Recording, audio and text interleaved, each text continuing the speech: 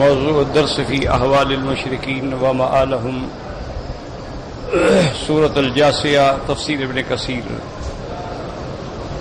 الحمد لله رب العالمين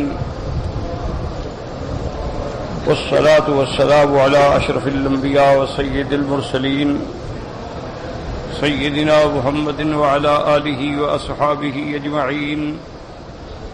اللهم صل على سيدنا محمد وعلى آل سيدنا محمد كما صليت على إبراهيم وعلى آل إبراهيم في العالمين إنك حميد مجيد.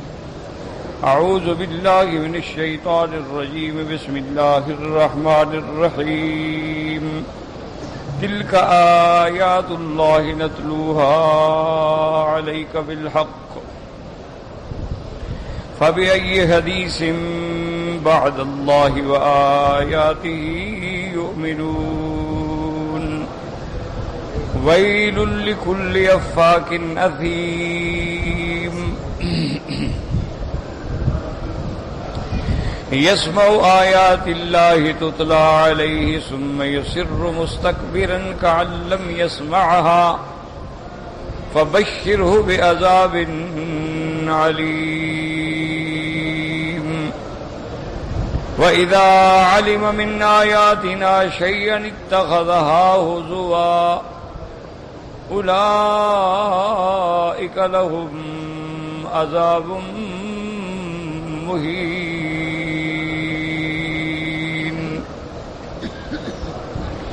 من ورائهم جهنم ولا يغني عنهم ما كسبوا شيئا ولا ما اتخذوا من دون الله أولياء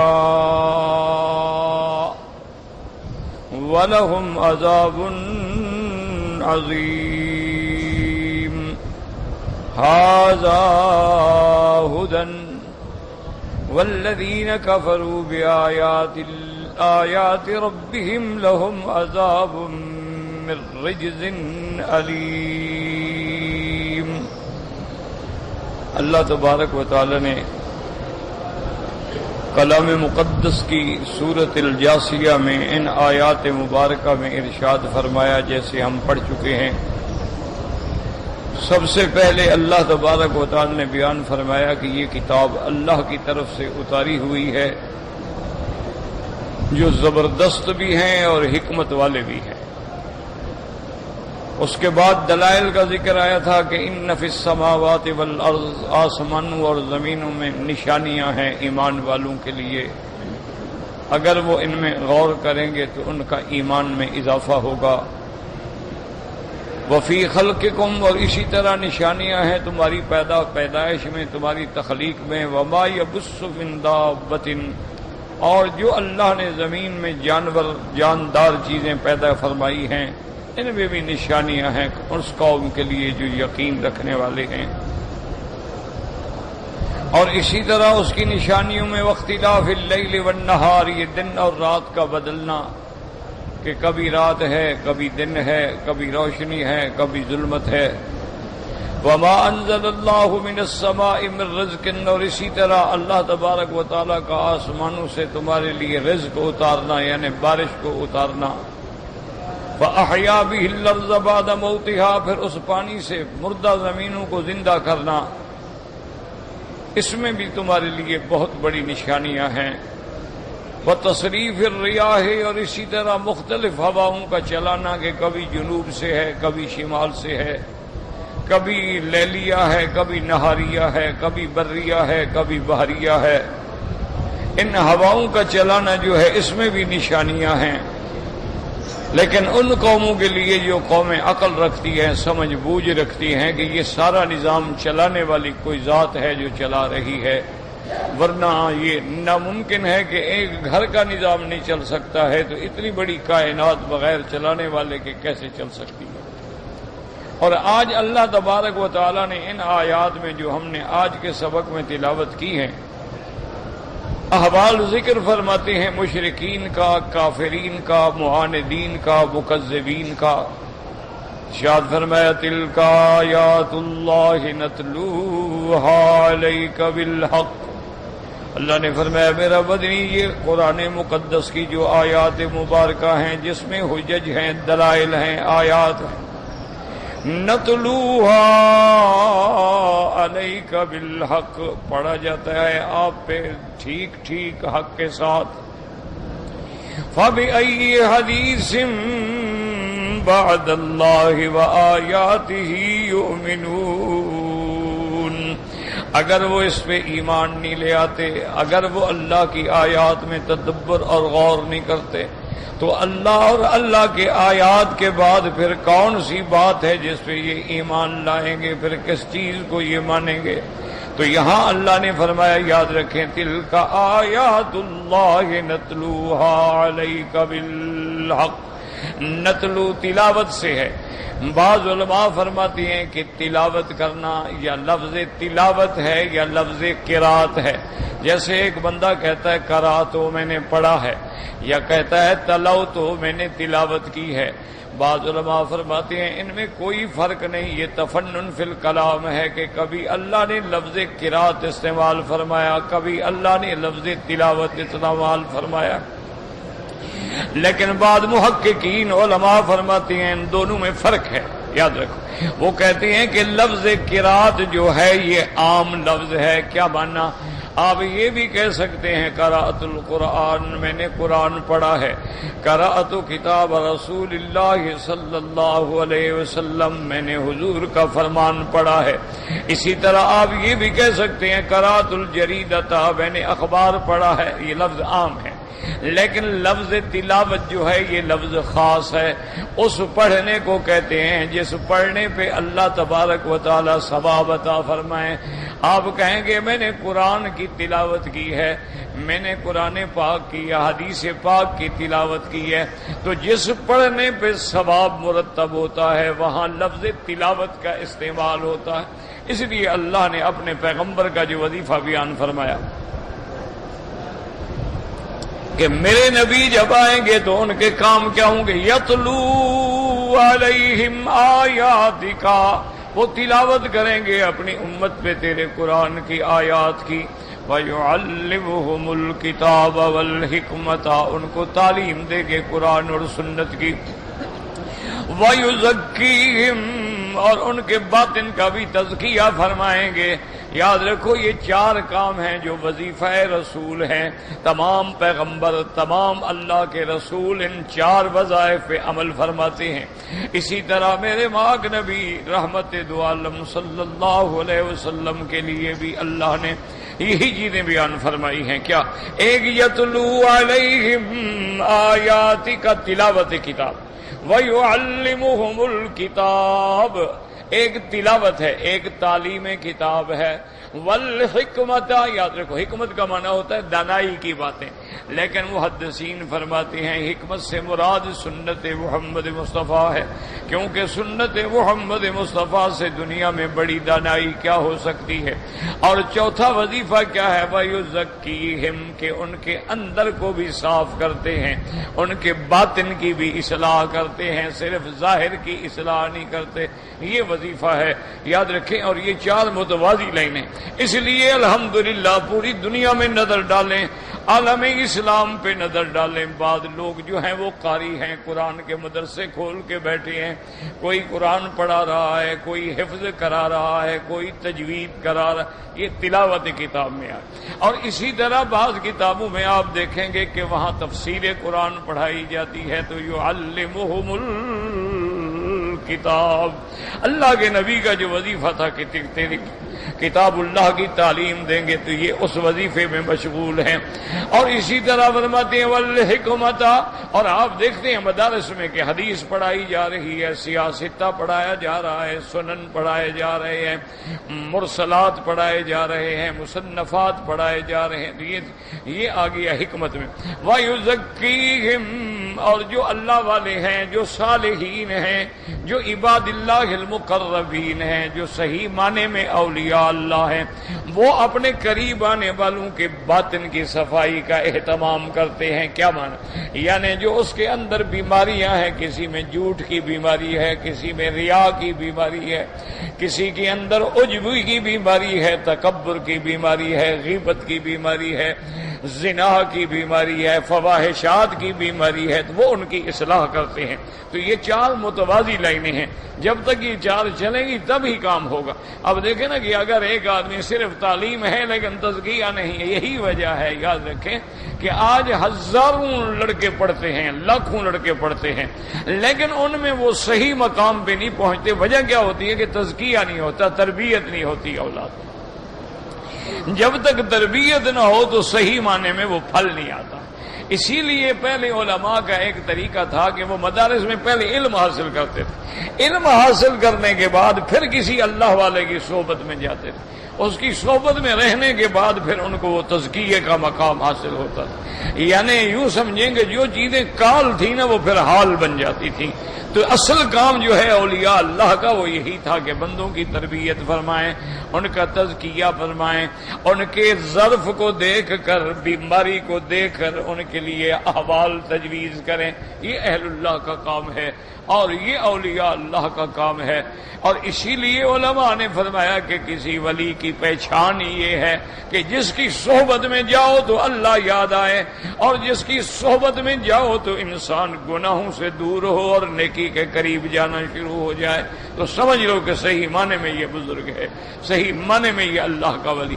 اسی طرح کوئی جماعت ہے، اس کی بھی پہچان یہی ہے کہ ان کے ساتھ ملنے کے بعد بے نمازی نمازی بن جاتا ہے، جھوٹ بولنے والا سچ بولنے والا بن جاتا ہے، انگریزی لباس پہننے والا محمدی لباس پہننا شروع کر دیتا ہے، داڑھی منڈانے والا داڑھی رکھ کے سنت پہ عمل کرتا ہے، اٹھنے بیٹھنے میں سنت جھلکتی ہے. تو سمجھو یہ جماعت حق والی ہے. اور اگر ان کے ساتھ رہنے میں آدمی اور بگڑ رہا ہے تو سمجھ لو کہ یہ حق والا نہیں ہے. اگر کسی پیر کے پاس جانے سے آدمی کی نمازیں بھی گئی اور روزہ بھی گیا، ہر چیز بھی گئی، بس پیر چھڑا لے گا تو سمجھ لو کہ یہ باطل فرقے ہیں. یہ دجال تو ہو سکتے ہیں، یہ پیر نہیں ہو سکتے. پیر کا کام یہ ہوتا ہے کہ وہ مسند رسول پہ بیٹھا ہوتا ہے، وہ مسند رسالت پہ بیٹھ کے لوگوں کی ہدایت اور لوگوں کی تزکیے کا انتظام. تو اس لیے علماء فرماتے ہیں کہ لفظ تلاوت جو ہے نتلوہا، جیسے یہاں آیا ہے تلک آیات اللہ نتلوہا علیک بالحق، جو آپ پہ قرآن کی آیات پڑھی جاتی ہیں یہ حق ہے، حق کی طرف سے ہے اور حق ہے اور ٹھیک ٹھیک پڑھی جاتی ہیں. اسی طرح یاد رکھیں کہ ان میں یہ بات بھی ثابت ہوتی ہے، جیسے علماء نے لکھا ہے کہ پہلی جتنی کتابیں اللہ نے بھیجی ہیں، ہمارا تمام کتابوں پہ ایمان ہے، تمام پیغمبروں پہ ایمان ہے، تمام رسولوں پہ ایمان ہے، تمام پیغمبر برحق، تمام رسول برحق، تمام کتابیں جو اللہ نے اتاری ہیں وہ برحق ہیں. لیکن یاد رکھو وہ کتاب اللہ تو ہیں لیکن کلام اللہ نہیں ہیں. کیا معنی؟ کتاب کا معنی ہوتا ہے کوئی آدمی آپ کو خط لکھتا ہے، آپ کہتے ہیں جی مجھے خط مل گیا ہے، مجھے آپ کی کتاب مل گئی ہے، مجھے آپ کا خطاب مل گیا. ایک ہوتا ہے کہ براہ راست آپ کلام کرتے ہیں. تو وہ ساری کتابیں جو ہے نا، تورات اللہ نے موسیٰ علیہ السلام کو الواح پہ لکھی اور دے دی، اسی طرح انجیل دے دی گئی، زبور دے دی گئی. لیکن یہ شرف صرف قرآن کو ملا ہے کہ یہ کتاب اللہ بھی ہے اور کلام اللہ بھی ہے، کہ اللہ تبارک و تعالیٰ نے جبریل پہ پڑھا ہے اور پھر جبریل نے حضرت محمد مصطفیٰ پہ پڑھا صلی اللہ علیہ وسلم. تو یہ کلام اللہ بھی ہے اور کتاب بھی ہے کہ ذالک الکتاب لا ریب فیہ. اور یاد رکھیں یہی حکمت ہے کہ ساری کتابیں دنیا سے ختم ہو گئیں. اب تورات ہے لیکن محرف ہے، مبدل ہے، تبدیل ہو گئی ہے اور اس کے باب اڑا دیے گئے ہیں. انجیل ہے، اب دنیا میں 4 انجیل ہیں، سب کہتے ہیں کہ ہمارا انجیل ٹھیک ہے. تو اصل وجہ کیا ہے کہ وہ اصل انجیل تو نایاب ہو گئی، اس کی کچھ باتیں موجود ہیں لیکن اصل کتاب جو ہے وہ موجود ہی نہیں ہے. زبور ہے، صحائف ابراہیم ہے، صحائف موسیٰ علیہ السلام ہے، سب ختم ہو گئے. لیکن قرآن جیسے اترا تھا اسی طرح محفوظ ہے. وجہ کیا؟ یہ کلام اللہ ہے، تو اللہ کی صفت ہے، وہ کیسے ختم ہو سکتی ہے؟ تو اس لیے قرآن جو ہے قیامت تک محفوظ رہے گا. اس کے ایک حرف میں بھی تبدیلی نہیں ہو سکتی، نہ کوئی حرف بڑھایا جا سکتا ہے، نہ کوئی حرف گھٹایا جا سکتا ہے۔ اس لیے اللہ تبارک و تعالی نے فرما دیا ہے کہ لا یاتیہ الباطل من بین یدیہ ولا من خلفہ تنزیل من حکیم حمید۔ اور کہیں اللہ نے فرمایا انا نحن نزلنا الذکر وانا لہ لحافظون، ہم نے قرآن اتارا ہے اور ہم ہیں اس کی حفاظت کرنے والے۔ میرے مدنی یاد کرنے کے لیے جب جبریل پڑھتے تو حضور بھی پڑھتے تھے تاکہ قرآن کا کوئی حرف رہ نہ جائے۔ اللہ نے فرمایا میرے محبوب آپ تکلیف نہ کریں، لا تحرک بہ لسانک لتعجل بہ ان علینا جمعہ وقرآنا، آپ زبان مبارک کو بھی حرکت نہ دیں، یہ تو ہمارے ہاتھ میں ہے، ہم قرآن جمع کر کے آپ کے سینے میں بٹھا دیں گے اور ایسا پڑھا دیں گے کہ پھر آپ کبھی بھولیں گے بھی نہیں۔ سنقرئک فلا تنسیٰ، آپ کو ایسا پڑھا دیں گے کہ آپ نہیں بھولیں گے۔ ہاں اگر اللہ چاہیں تو بھلا دیں، یاد رکھو، اگر اللہ چاہیں تو بھلا دیں، اللہ چاہیں تو اس آیت کو منسوخ فرما دیں۔ یاد رکھیں منسوخ کبھی آیت ہوتی ہے لیکن حکم باقی ہوتا ہے، اور کبھی حکم منسوخ ہو جاتا ہے لیکن آیت باقی رہتی ہے۔ یاد رکھیں اس کو کہتے ہیں ناسخ منسوخ۔ کیا مانا کہ پہلا حکم جو ہے وہ ختم ہو گیا، اب حضور پاک مسجد اقصی کی طرف نماز پڑھتے تھے، لیکن جب حکم آیا فَوَلِّ وَجْهَكَ شَطْرَ المسجد الحرام، کہ اب آپ مسجد الحرام کی طرف رخ کریں، تو پہلا حکم منسوخ ہو گیا۔ پہلا حکم، اچھا وہ پہلا حکم قرآن میں مذکور ہی نہیں ہے، مسجد اقصی کی طرف نماز پڑھنے کا حکم قرآن میں موجود نہیں ہے، لیکن حضور جو پڑھتے تھے تو صاف ظاہر ہے کہ اللہ کے حکم سے پڑھتے تھے، وہ اس حکم کو اللہ نے منسوخ فرما دیا۔ اچھا کبھی یہ ہوتا ہے کہ آیت باقی ہے لیکن حکم منسوخ ہو گیا ہے، جیسے اللہ نے اپنے محبوب کو حکم دیا تھا، پہلے تہجد فرض کر دی تھی کہ یا ایھا المزمل قم اللیل الا قلیلا نصفه او انقص منه قلیلا او زد علیہ ورتل القرآن ترتیلا۔ اللہ نے فرمایا میرا مدنی ساری رات جاگ کے عبادت کریں، تلاوت کریں، تھوڑا سا آرام کر لیں۔ پھر اللہ نے حکم دیا کہ چلو آدھی رات عبادت کریں، آدھی رات آرام کر لیں۔ پھر اللہ نے حکم دیا کہ چلو 2 حصے رات کے آرام کر لیں، ایک حصہ جو ہے وہ تہجد کے اندر گزاریں۔ لیکن بعد میں آخر میں اللہ نے رعایت فرما دی، اللہ نے فرمایا کہ اب تمہارے لیے رعایت ہے، ان ربک یعلم انک تقوم ادنی من ثلثی اللیل ونصفہ۔ اللہ نے فرمایا ہم جانتے ہیں آپ جاگتے ہیں، صحابہ جاگتے ہیں، لیکن ہم یہ بھی جانتے ہیں کہ بعض مریض ہوتے ہیں، بعض بیمار ہوتے ہیں، بعض کمزور ہوتے ہیں، اور بعض مجاہدین فی سبیل اللہ جہاد میں ہوتے ہیں، تو اب ان کو تو رات کا جاگنا بڑا مشکل ہے۔ فرمایا اب اجازت فَقْرَؤُوا مَا تَيَسَّرَ مِنْهُ، اب اللہ جتنی تمہیں توفیق عطا فرما دے تم تہجد پڑھ لیا کرو۔ اب آدھی رات یا تیسرا حصہ یا چوتھا حصہ جاگنے کی پابندی ختم ہے، تو اب پہلا حکم منسوخ ہو گیا، لیکن دوسرا حکم جو ہے وہ موجود ہے۔ پہلا حکم بھی موجود ہے، قرآن موجود ہے، تلاوت موجود، حکم منسوخ ہو گیا، یعنی تلاوت تو ہم کر رہے ہیں لیکن حکم وہی ہے۔ تو یہ مسئلہ بھی ساتھ سمجھ لیں، بہت سارے ہمارے بھائی جو ہیں نا اس غلط فہمی میں ہوتے ہیں کہ تہجد کا معنی یہ ہے کہ آدمی نیند کرنے کے بعد نماز پڑھے، یہ جاہلوں کی بات ہے۔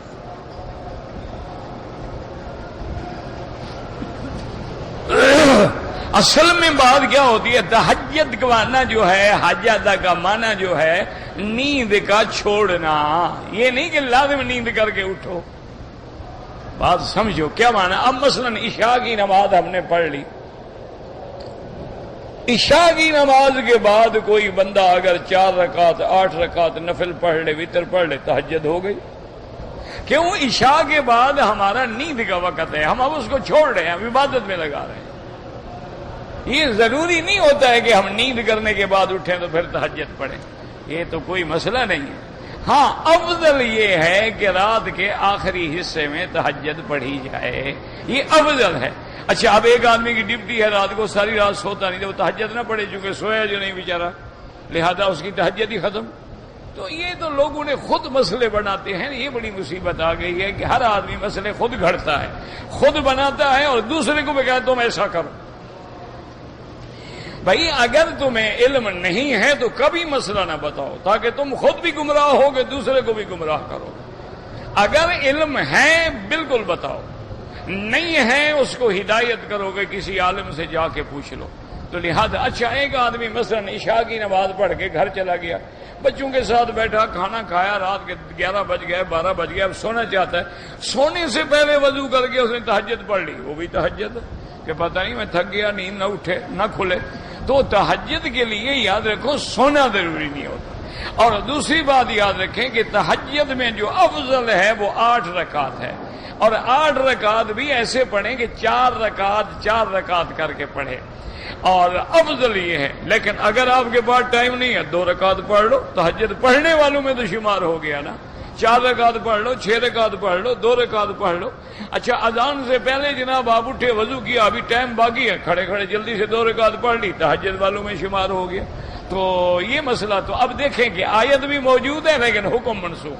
اور کبھی کبھی یہ ہوتا ہے کہ آیت تو منسوخ ہو جاتی ہے لیکن حکم باقی رہتا ہے. جیسے کہ رجم ہے کہ اگر کوئی مرد یا عورت شادی شدہ زنا کرے اس کی سزا کیا ہے؟ رجم.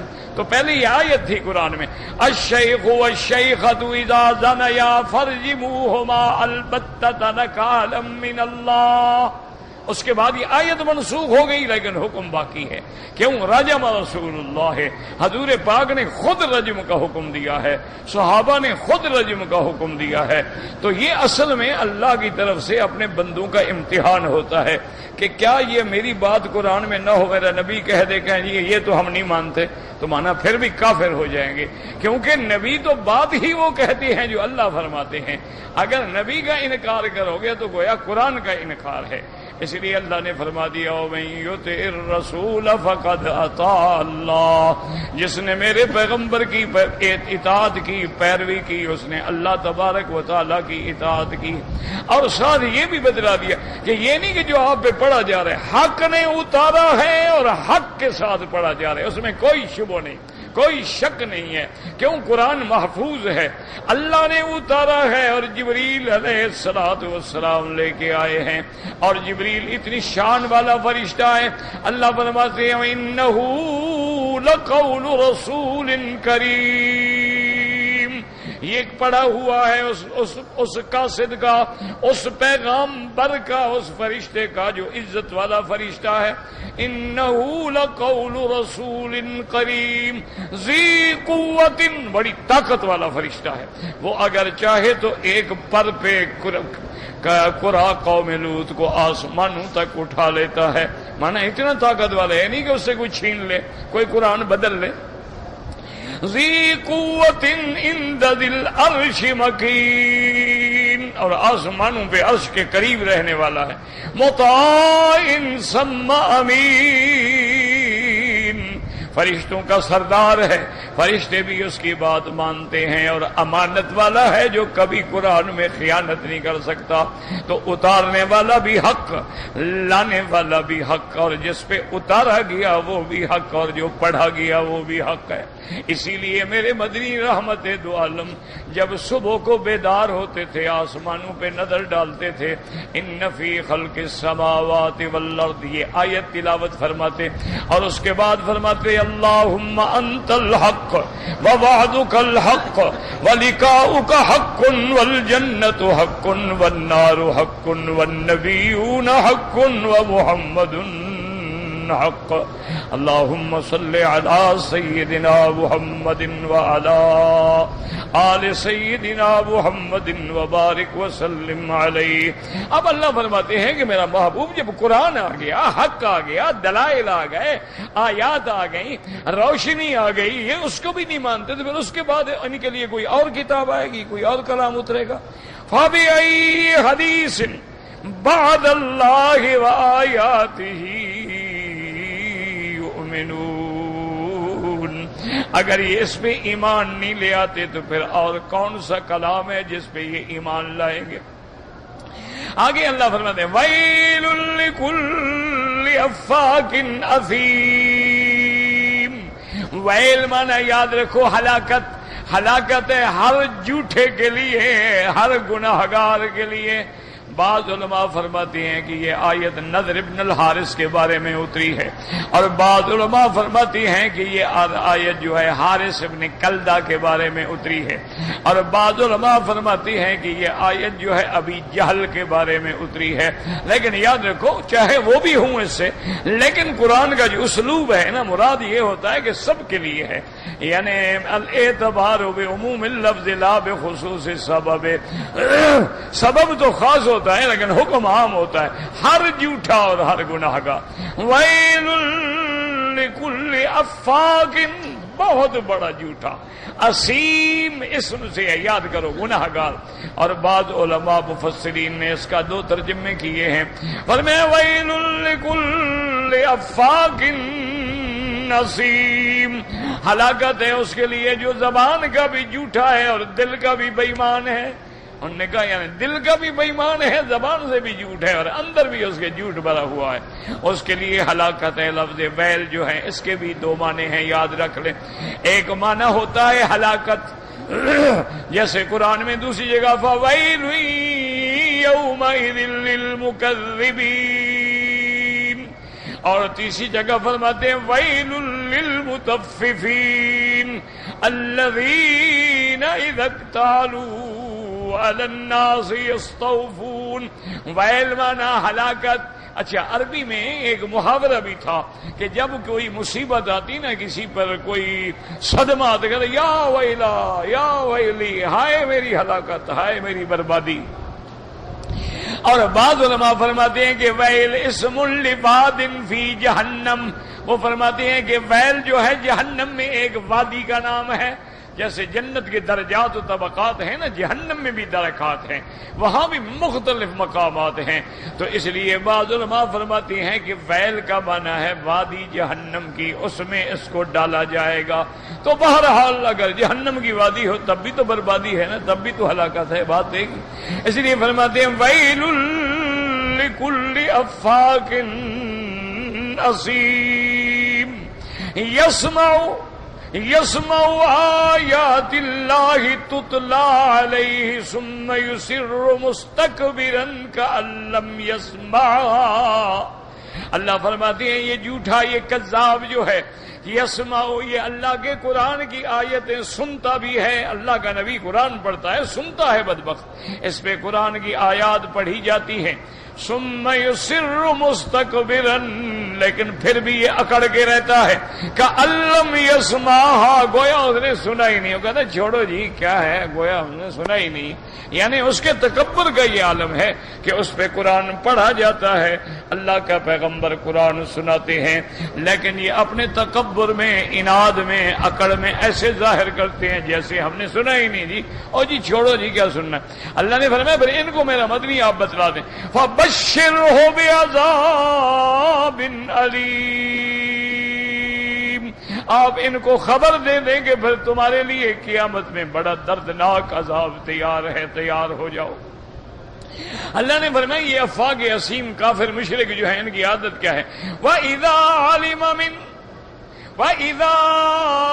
عَلِمَ مِنْ آیَاتِنَا شَيْئًا اتَّخَذَهَا هُزُوًا، پہلے تو یہ سنتے نہیں، سنتے ہیں، اچھا کبھی سنتے نہیں لیکن ان کو خبر لگتی ہے ہماری آیات کی، جانتے ہیں ہماری بعض آیات، ان کو پہنچتی ہے کہ اللہ کے نبی نے یہ فرمایا ہے، اتخذها ہزوا، یہ اس کو ٹھٹھا بناتی ہیں، مسخرہ بناتے، یعنی مسخری میں اڑا دیتے ہیں۔ کیا مانا؟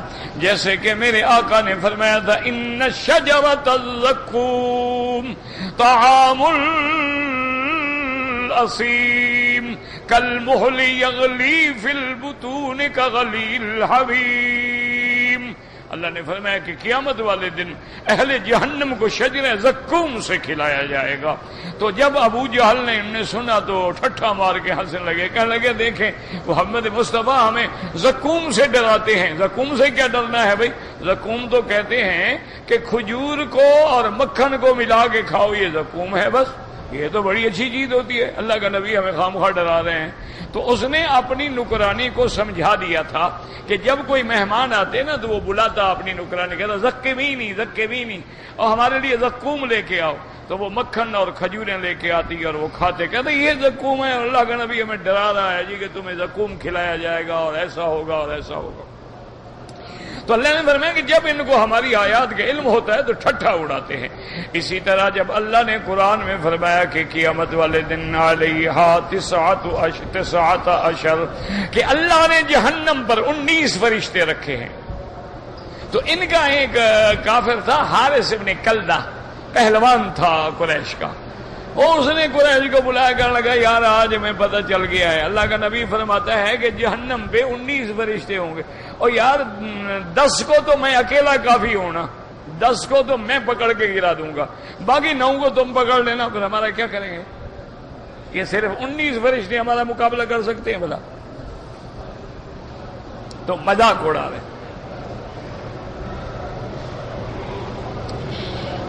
اس لیے اللہ نے آگے وَمَا جَعَلْنَا أَصْحَابَ النَّارِ إِلَّا مَلَائِكَةً، اللہ نے فرمایا بدبختو جہنم پہ میں نے بندے نہیں فرشتے رکھے ہیں، اور وہ فرشتے تو ایسی طاقت والے ہیں کہ یوم یدعون دعا، جب وہ کافروں کو دھکا دیں گے تو 70,000 کافر ایک دھکے سے جہنم میں گرے گا۔ نے فرمایا تم مقابلہ کرو گے 19 فرشتوں کا؟ تمہارے لیے تو ایک فرشتہ کافی ہے۔ وہ تو قوم سمود کی تباہی کا جب وقت آیا، اللہ نے حکم دیا کہ جبریل جاؤ، جبریل علیہ السلام آ کر ان کی بستی کے سرے پہ کھڑے ہو گئے، صرف چیخ ماری اور ساری قوم مر گئی۔ تم مقابلہ کرو گے میرے فرشتوں کا؟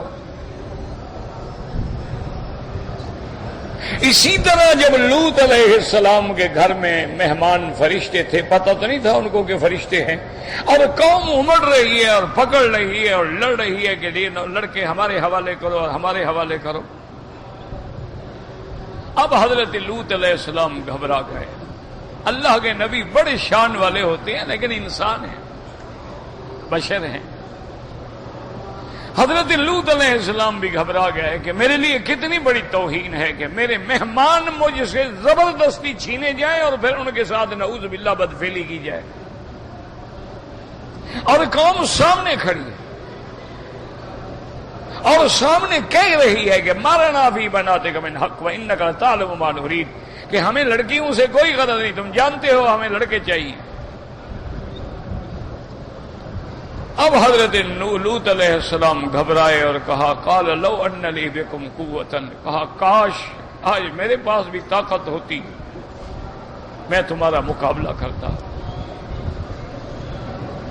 جب فرشتوں نے دیکھا کہ لوط علیہ السلام تو بالکل گھبرا گئے، انہوں نے کہا یا لوط انا رسول ربک، آپ کیوں گھبرا رہے ہیں؟ ہم اللہ کے فرشتے ہیں۔ جبریل علیہ السلام نے ایسے ہاتھ کیا نا سارے اندھے ہو گئے۔ اب کھڑے ٹکرے مار رہے ہیں، نظر ہی کچھ نہیں آتا۔ ایک دوسرے کو کہتے ہیں کہ یار وہ تھے تو سی ہاں خوب سے لڑکے، پتہ نہیں اب کہاں گئے، وہ تو اللہ نے نور ہی چھین لیا، صرف ایسے اشارہ کیا اور ختم۔ پھر میں اچھا تم مذاق بناتے ہو، فرشتوں کا مقابلہ کرو گے، 19 کا مقابلہ کرو گے، تمہارے لیے تو ایک فرشتہ بھی کافی ہے۔ تو یہ ان کی عادت تھی کہ قرآن سننے تھے نا پھر ٹھٹھے مارتے تھے اور مذاق اڑاتے تھے اور استہزاء کرتے تھے کہ دیکھو جی 19 فرشتے کیا کر لیں گے، اور دیکھو جی اللہ کا نبی کہتا ہے کہ وہ درخت جو ہے نا زقوم کا وہ جہنم کے اندر ہوگا۔ مذاق کرتے ایک دوسرے کو ہنستے، دیکھا ہم کہتے نا تھے نعوذ باللہ کے دیوانہ ہے، بھلا آگ میں بھی درخت ہوتے ہیں، اور درخت تو پانی کے ساتھ زندہ ہوتے ہیں، مٹی پہ ہوتے ہیں، زمین میں ہوتے ہیں۔ اللہ کا نبی فرماتے ہیں کہ نہیں نہیں وہ بالکل جہنم کے اندر ہوگا، تو مذاق کرتے ہیں۔ اللہ تبارک و تعالی نے رد فرمایا جاہلو الذی جعل لکم من الشجر الاخضر نارا، اللہ نے فرمایا جو خدا دنیا میں سبز ٹہنیوں کی درختوں کی سب ٹہنیوں میں آگ پیدا کرنے پہ قادر ہے، مرخ اور افار درخت کا نام ہے، ان کو ایسے مارو نا ان سے آگ نکلتی ہے، تو اگر اللہ سبز ٹہنیوں میں آگ جلا سکتے ہیں اور اللہ آگ کو ابراہیم کے لیے گلستان بنا سکتے ہیں تو آگ میں درخت نہیں پیدا کر سکتے؟ تو اس لیے اللہ نے فرمایا یہ ایسے بدبخت ہیں کہ جب ان کو ہماری آیات کا پتہ لگے تو یہ مذاق بناتے ہیں۔ لیکن حضور اللہ نے فرمایا کہ یہ وہی لوگ ہیں اولئک لہم عذاب مہین، ان کے لیے عذاب ہے اور عذاب بھی اہانت والا، جیسے یہ قرآن کی اہانت کرتے تھے اللہ ان کو عذاب بھی ایسا دیں گے کہ ذلیل کر کے عذاب دیا جائے۔ دیکھو عذاب تو عذاب ہے نا، اب ایک آدمی کو کوٹھی میں بند کر کے بٹھا دیں یہ بھی تو عذاب ہے، یہ ایک عذاب ہے نا، کوٹھی میں اکیلا بند کر دو، اب ٹکرے مارے گا 24 گھنٹے کے بعد تو پاگل ہو جائے گا آدمی، یہ بھی عذاب ہے، لیکن چلو بیٹھا ہوا تو ہے نا، ایک باعزت عذاب، اور ایک ہے کہ ننگا کر کے الٹا لٹکا دو تو یہ بھی تو عذاب ہے نا۔ اللہ نے فرمایا نہیں ہم ان کو عذاب اہانت والا عذاب دیں گے، جیسے انہوں نے میرے قرآن کی توہین کی ہے نا، ان کو عذاب دیں گے، عذاب بھی مہین ہوگا، اہانت والا عذاب ہوگا۔ اور فرمایا من ورائہم جہنم ولا یغنی عنہم ما کسبوا شیئا ولا ما اتخذوا من دون اللہ اولیاء ولہم عذاب عظیم۔ یاد رکھو لفظ ورا جو ہے نا، ورا یہ عربی میں دونوں معنوں میں استعمال ہوتا ہے، ورا پیچھے سے بھی کہتے ہیں، ورا جو آگے ہو اس کو بھی کہتے ہیں، تو بعض علماء کہتے ہیں من ورائہم جہنم، یہ کرنے ٹھٹھا آگے ان کے جہنم ہے، اور بعض علماء نے فرمایا من ورائہم جہنم، یہ اڑا لے مذاق، ان کے مرنے کے بعد ان کے پیچھے کیا ہے؟ جہنم کا عذاب ہے، اور جب وہ جہنم کا عذاب ہوگا ولا یغنی عنہم ما کسبوا شیئا، انہوں نے جو کچھ دنیا میں کمایا تھا، اعمال کیے تھے، دولت دنیا بنائی تھی، اولادیں نہیں، کچھ چیز بھی فائدہ نہیں دے گی۔ ولا متخذوا من دون اللہ اولیاء، اور اللہ کو چھوڑ کے انہوں نے جن کو اپنا الہہ بنایا، معبود بنایا، مشکل کشا بنایا، حاجت روا بنایا، جن کو یہ سب کچھ سمجھتے تھے آج وہ بھی کام نہیں آئیں گے۔ بلکہ دوسری جگہ قرآن فرماتا ہے اللہ حکم دے گا کہ بلاؤ ان کو جن کو تم مشکل کشا سمجھتے تھے، کدھر گئے؟ اللہ نے فرمایا وَضَلَّ عَنْهُمْ مَا كَانُوا يَدْعُونَ مِن دُونِ اللَّهِ، آج سب گم ہو گئے، آج کوئی چیز فائدہ نہیں دے رہی۔ اس لیے اللہ فرماتے ہیں وَلَا مَتَّخَذُوا مِن دُونِ اللَّهِ، جنہوں نے اللہ کو چھوڑ کے دوسروں کی عبادت کی تھی، الہہ بنائے، رب بنائے، حاجت روا بنائے، مشکل کشا بنائے، آج اس گھڑی میں کوئی بچانے والا نہیں ہوگا۔ وَلَهُمْ عَذَابٌ عظیم، اور ان کے لیے بہت بڑا عذاب ہوگا۔ اور آخر میں اللہ فرماتے ہیں ھذا ھدی، میرا مدنی یہ قرآن ہدایت ہے، یہ سراپا حق ہے، یہ سراپا صدق ہے، یہ سراپا عدالت ہے، یہ سراپا رحمت ہے، یہ سراپا نور ہے، یہ ہدایت ہے۔ والذین کفروا بآیات ربہم، لیکن جنہوں نے اپنے رب کی آیات سے کفر کیا ہے، لہم عذاب من رجز علیم، ان کے لیے عذاب ہوگا سخت اور دردناک، درد دینے والا۔ اس لیے علماء فرماتے ہیں کہ قرآن میں غور کریں، جتنے لفظ ہو سکتے تھے اللہ نے سارے کافروں اور مشرکوں کے لیے فرمائے۔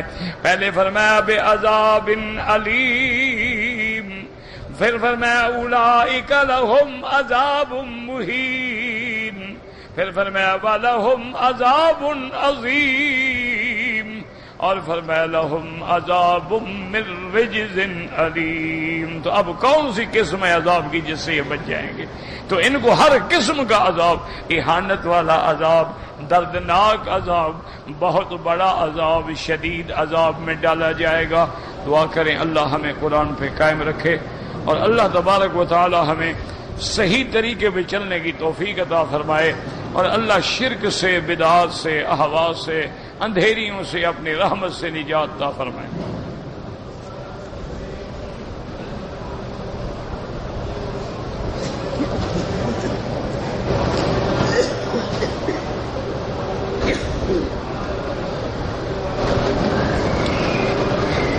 ہمارے ملک میں پتہ نہیں کیا لکھا ہے آپ میں، بہت زیادہ ہے، گھر والے پریشان ہیں، اللہ پاک رحمت فرمائے۔ پڑھا نہیں گیا مجھے آپ نے کیا لکھا ہے، بہرحال جو بھی پریشانیاں ہیں اللہ دور فرمائے۔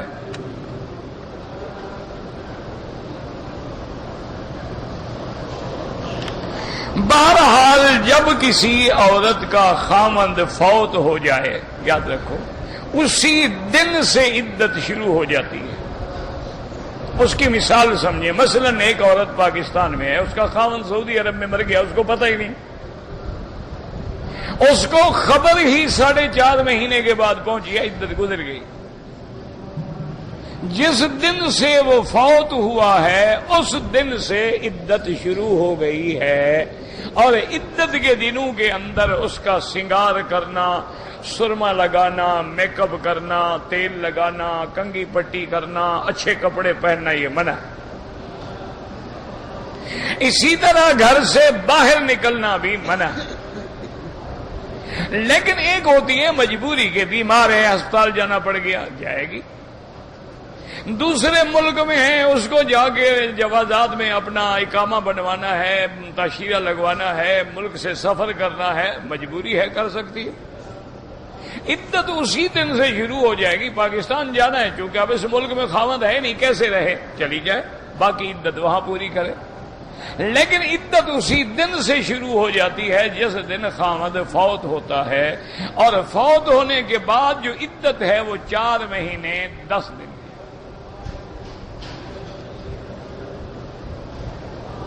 کہتے جی کہ اگر روزے کی حالت میں میاں بیوی نے بوسہ دیا، بوسہ لیا، کوئی فرق نہیں پڑتا، اس سے روزہ نہیں ٹوٹتا۔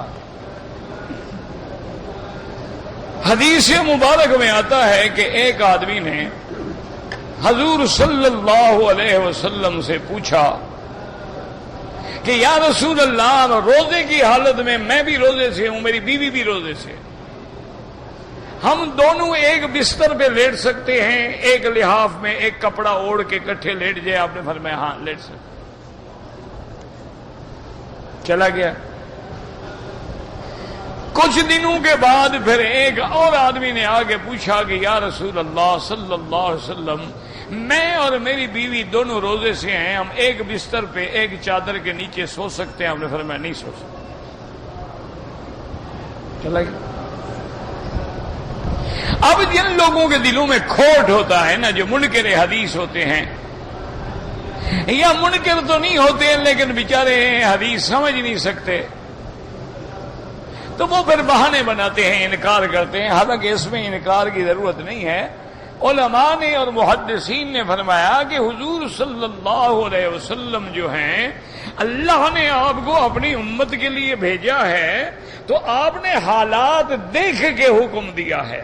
جس کو اجازت دی وہ بوڑھا آدمی تھا، تو اب اگر بوڑھا آدمی میاں بیوی لیٹے رہے تو کیا خوف ہے، کیا خطرہ ہے؟ دونوں تو فارغ ہو چکے ہیں نا، تو کسی گڑبڑ کا اندیشہ ہے ہی نہیں۔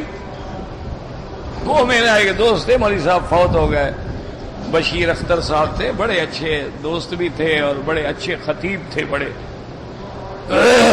تو میں نے ایک دن ان سے پوچھا، میں نے کہا اختر صاحب کیا حال ہے آج کل، گھر میں کیسے گزر رہی ہے؟ اور نے کہا مکی صاحب کیا پوچھتے ہیں، اب تو میاں بیوی جب ہم سوتے ہیں نا، معلوم ہوتا ہے تو بہنیں کٹھی سو رہی ہیں، وہ بھی فارغ ہو گئی، میں بھی فارغ ہو گیا، تو اب کون سی مردانگی رہ گئی ہے کہ آپ حال پوچھ رہے ہیں؟ تو کہنے کا مقصد یہ ہے کہ حضور نے دیکھا کہ یہ بوڑھا آدمی ہے، بیوی بھی بوڑھی ہے، فرمایا کوئی بات نہیں۔ جس کو منع کیا وہ جوان آدمی تھا، خطرہ تھا کہ کٹھے لیٹے ہو سکتا ہے جمع کر بیٹھے، انسان ہے، آگ اور پانی کا، آگ کو اور کپاس کو اکٹھا رکھو تو آگ تو لگ جائے گی، اس لیے فرمایا نہیں تمہارے لیے منع ہے۔ تو بات سمجھ لو، اگر صرف بوسے کی حد تک معاملہ ہے تو کوئی حرج نہیں، لیکن بعض آدمی ایسے ہیں کہ بوسہ دیتے ہوئے ہی فارغ ہو جاتے ہیں، ان کا تو پھر روزہ کیا نا۔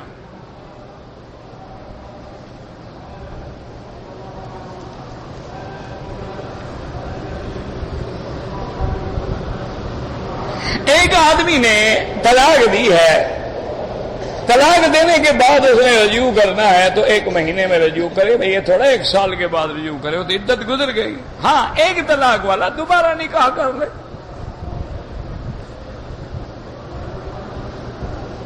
کہتے جی کہ جنگل میں ایک لڑکی کی لاش ملی، کیسے پہچان ہوگی کس کو ملی ہے وہ لاش؟ کھڑا ہو کے قسم کھائے کہ مجھے ملی ہے۔ نہیں، جس کو ملی ہو نا لاش، مجھے بتاؤ کس کو ملی ہے۔ یعنی یہ آپ لوگ امتحان کے لیے سوال کرتے ہیں۔ اس کے 2 طریقے ہیں۔ ایک طریقہ یہ ہے کہ ہم یہ دیکھیں گے کہ اس جنگل کے دائیں بائیں شمال جنوب میں بستی مسلمانوں کی ہے یا کافروں کی ہے۔ مسلمانوں کی ہے تو یہ لڑکی بھی مسلمان ہے، کافروں کی ہے تو یہ لڑکی بھی کافر ہے۔ اگر کوئی بستی نہیں ہے تو گمان غالب کے مطابق ہم اس کو جنازہ پڑھ کے دفن کر دیں گے۔ کیوں؟ جنازے میں یہ لفظ ہوتے ہیں من شہد لک بالوحدانیہ، اللہ ہم یہ دعائیں ان کے لیے کر رہے ہیں جنہوں نے تمہاری توحید کی گواہی دی ہے، نہیں دی ہے اس کے لیے دعا ہی نہیں ہوگی۔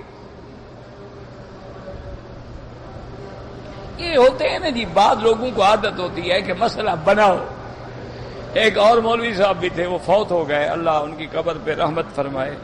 مرنے کے بعد تو جھگڑا نہیں ہوتا نا، زندگی میں تو ہوتا ہے نا جھگڑا بھی، سوال جواب بھی، مرنے کے بعد کیا جھگڑا ہے؟ مرنے کے بعد تو دعا کیا اللہ رحمت کرے۔ انہوں نے بھی اپنی کتاب میں ایک مسئلہ لکھا کہ ایک کشتی پر لوگ سوار ہیں، طوفان میں کشتی ٹوٹ گئی، ایک تختے پر ایک نامحرم مرد اور ایک نامحرم عورت، یعنی دونوں نوجوان اجنبی ایک پھٹے پہ آ گئے، اور وہ پھٹا تیرتے تیرتے تیرتے آگے جا کے جنگل کے کنارے، دریا کے کنارے جنگل کے پاس رک گیا۔ وہ دونوں اتر گئے جنگل میں، اب نہ وہاں کوئی گواہ ہے، نہ مولوی ہے، نہ بندہ ہے، دونوں نوجوان ہیں، دونوں کو زنا کا خوف ہے، تو اب کیا کریں؟ انہوں نے کہا اس حال میں متع کر سکتے ہیں۔ اب دیکھو، متع کو حلال کرنے کے لیے پہلے تو ایک کشتی بنائی، پھر کشتی کو اس دریا میں لے گیا، پھر طوفان بھی قدرتی آ گیا، پھر وہ کشتی ٹوٹ بھی گئی، پھر ایک پھٹے پہ ایک اجنبی مرد اور ایک اجنبی عورت کو بٹھایا۔ اچھا دونوں بہن بھائی ہوں تو وہ کیا کریں؟ یعنی ایک جھوٹے مسئلے کو ثابت کرنے کے لیے 100 جھوٹ بولنا پڑا۔ بھائی متع حرام ہے، حرام ہے، سیدھی سی بات ہے۔ جو چیز اللہ کے رسول نے حرام کر دی، حرام ہو گئی۔ ایسے حوادث و حالات جو ہوتے ہیں وہ اپنی جان بچائیں گے کہ ان کو زنا کا خوف ہوگا، تو اس لیے فرضی مسئلے نہ بنایا کریں، اس میں نقصان ہوتا ہے، فائدہ نہیں ہوتا۔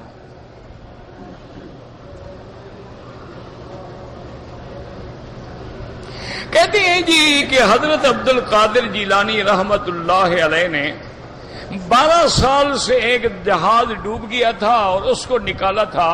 یہ جناب بالکل 101% جھوٹ ہے، نہ جہاز ڈوبا تھا نہ پیر نے نکالا تھا۔ کہاں، کس دریا میں جہاز ڈوبا تھا؟ وہ جہاز کس کا تھا؟ چلانے والا کون تھا؟ کل بندے کتنا سوار تھے؟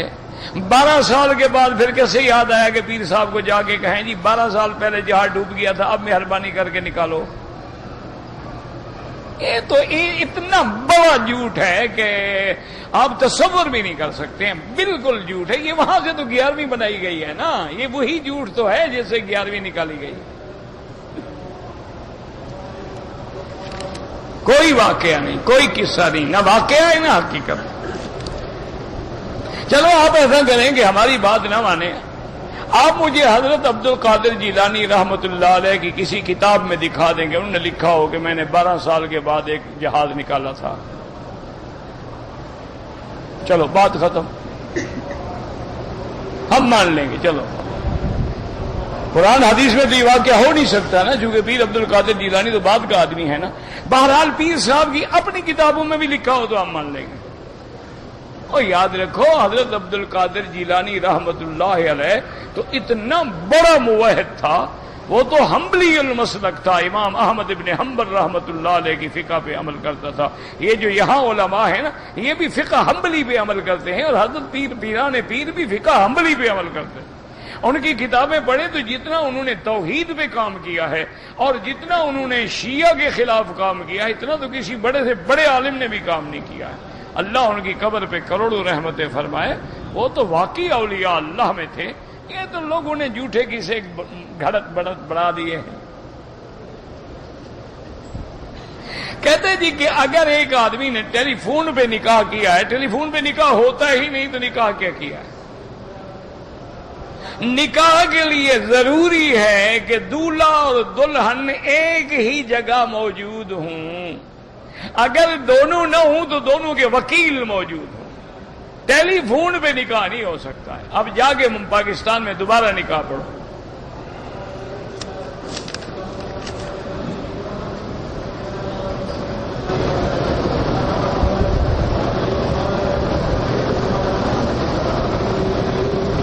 میری بیٹی نے 14 سال کی ہے، عمرے کے لیے احرام باندھا، منہ سے ناخن توڑا، پھر خیال آیا کہ ناخن نہیں توڑنا چاہیے تھا، دوبارہ غسل کر کے احرام باندھا، کوئی ضرورت نہیں تھی، ٹوٹ گیا تو ٹوٹ گیا، کیا ہوا؟ کچھ بھی نہیں ہوتا۔ ناخن کاٹنا منع ہے، اب یہ نہیں کہ بڑا ہوا تھا کہ توڑ لیا تو کیا ہو گیا اسے، کچھ بھی نہیں ہوتا۔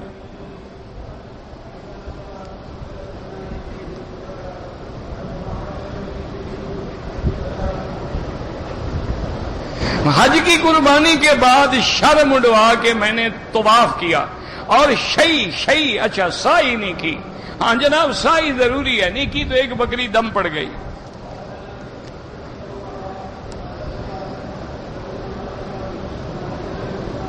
اگر آدمی مدینہ جائے، مدینہ میقات ہے، واپسی پہ احرام باندھنا ضروری ہے۔ اگر وہ سیدھا مکے آ رہا ہے، اگر جتنے جا رہا ہے، طائف جا رہا ہے، پھر کوئی ضروری نہیں۔ میرے بچوں کی صحت خراب ہے، اللہ شفا عطا فرمائے۔ اللہ ہر مسلمان کے بچوں کو ظاہری، باطنی، روحانی، جسمانی بیماریوں سے بچائیں، شفا عطا فرمائیں، اپنا اپنے رسول پاک کا اور والدین کا فرما بردار بنائیں۔ اگر احرام کے بعد 2-4 جگہ ٹک لگوایا تو سر بھی منڈواؤ اور ایک بکری دم بھی ادا کرو۔ میں بہت پریشان ہوں، مجھے بڑے وسوسے آتے ہیں۔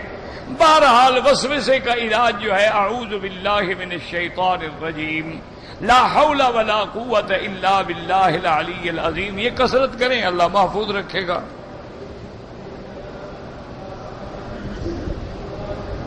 میرا ایک عزیز ہے جو غریب ہے، اس کے لیے عمرہ کیا، اللہ اس کو ثواب دیں گے۔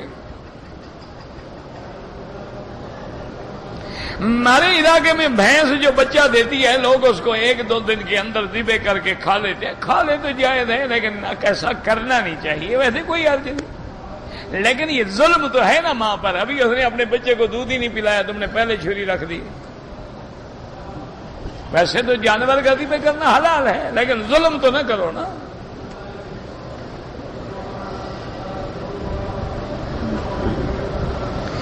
اگر کوئی آدمی رمضان میں عمرہ کیا ہے، مکے میں رہتا ہے، رمضان کے بعد عمرہ نہیں کیا ہے، اس کا حج مفرد ہوگا۔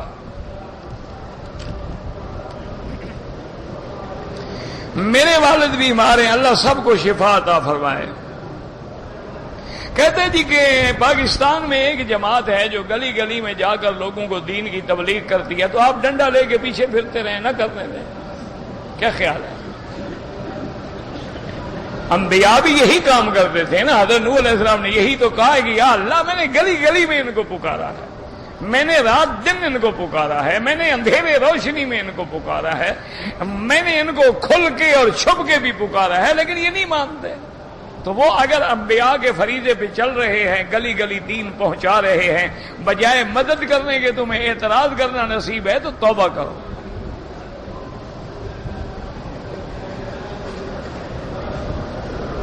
آب زمزم بیٹھ کے پینا چاہیے، کھڑے ہو کے پینا جائز ہی نہیں۔ وہ تو یہ ہے کہ اگر کسی نے پی لیا کھڑے ہو کر تو گناہ نہیں ہوگا، یہ معنی تھوڑا ہے کہ جب زمزم آئے کھڑے ہو جاؤ۔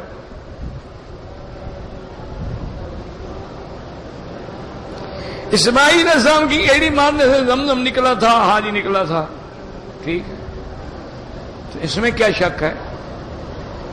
احرام کی حالت میں سر پر ٹوپی پہننا منع ہے۔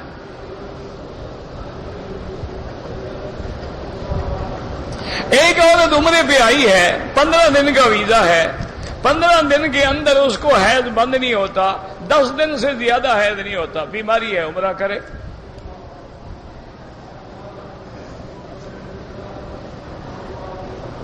میں قرآن پاک حفظ کرنا چاہتا ہوں، میری عمر 21 سال ہے، میں اب حفظ کر سکتا ہوں۔ لوگوں نے 100 سال کی عمر میں حفظ کیا ہے، تم تو 21 سال کے بچے ہو، عجیب آدمی ہے بھائی۔ کیا لوگوں نے 50 سال سے، میرے اپنے ماموں تھے، میرے خیال میں اس وقت ان کی عمر 60 سال تھی، روزانہ ایک پارہ یاد کرتے تھے، رات کو تراویح سناتے تھے۔ بے حضرت اسماعیل کی بیویوں کا کیا نام تھا؟ مجھے شادی پہ ہی نہیں بلایا تو مجھے کیا پتا بیویوں کا کیا نام تھا۔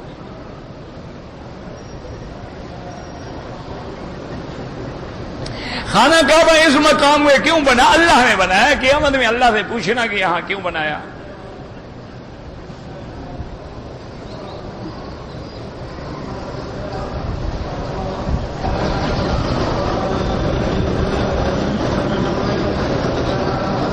جہاز میں ساری اور افطاری کا تعین جہاز کے مطابق وقت پر کیا جائے گا، یہ نہیں کہ سورج نظر رہا ہے اور کراچی میں افطار کا وقت ہو گیا ہے، بالکل حرام ہے روزہ چھوڑنا جب تک سورج نہ ڈوبے، چاہے 18 گھنٹے کا روزہ ہو جائے۔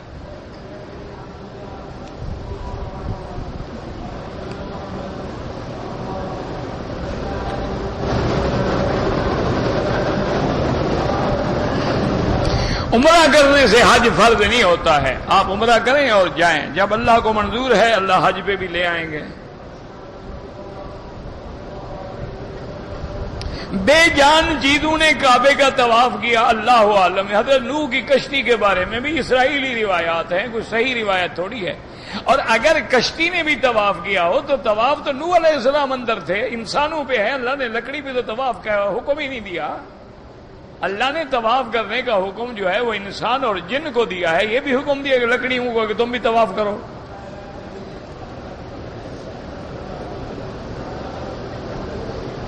قبر میں بیٹھ کے سیر کی، اس کا کہتے ہیں کہ مچھلی کا پیٹ ہے، وہ تو اللہ تبارک و تعالیٰ کے امتحان میں تھے، سیر کرنے نہیں گئے تھے۔ اللہ فرماتے ہیں اگر مجھ سے وہ مانگنے والا نہ ہوتا تو میں اس کو قیامت تک اسی قید میں رکھتا، وہ تو قید تھے، سیر کرنے کہاں گئے تھے۔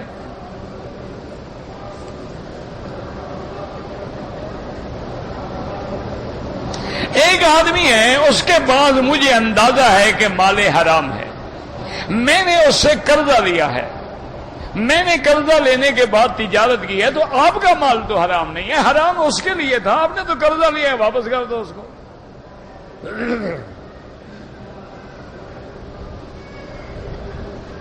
بہرحال سفر کے اندر سنت پڑھنا معاف ہے، پڑھو گے تو ثواب ہے، نہیں پڑھو گے تو گناہ نہیں۔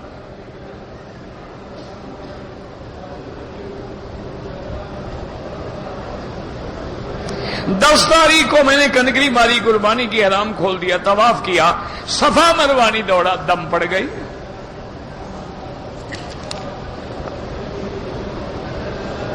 ہندوستان میں بارش کی وجہ سے لوگ جو ہیں ڈوب گئے، اللہ ان کی مشکلات پہ رحم فرمائیں، کہ 20 فٹ سے بھی زیادہ اونچا پانی جو ہے وہ گھروں میں داخل ہو گیا۔